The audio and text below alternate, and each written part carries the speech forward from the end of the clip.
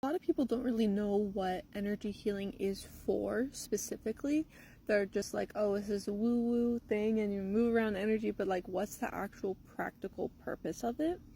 And the actual purpose of energy healing is to, well, first of all, is for everyone who is into self-improvement, anyone who's working on improving themselves, stopping certain cycles that are happening, particularly emotional cycles. That's something that I specialize in. You can use energy healing to heal like physical ailments, but something that I'm really passionate about is using it for emotional cycles specifically.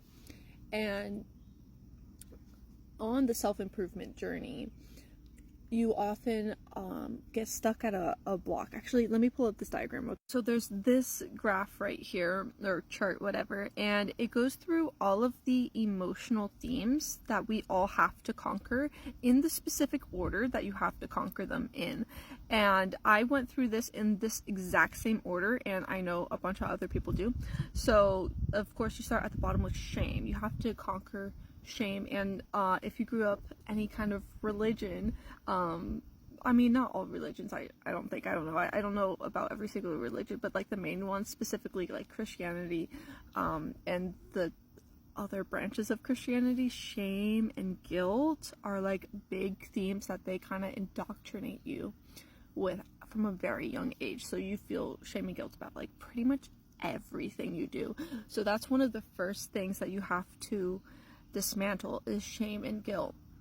And it goes apathy, grief, fear, desire, anger, blah blah blah blah blah, until you go on to the upper ones up here, which are very. But let's say you're working through these on your own.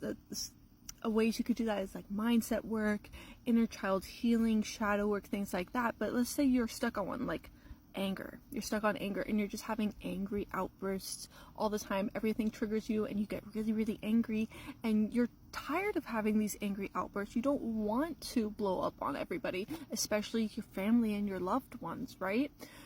But this is like the hardest one you ever did, and you're having a really hard time getting through it naturally by yourself. This would be a great time to introduce energy healing so that you can dedicate the energy healing session specifically to help you with resolving your anger issues and stopping that cycle and starting a new phase in your life where you are not as triggered and quick to anger and like quick to temper, right?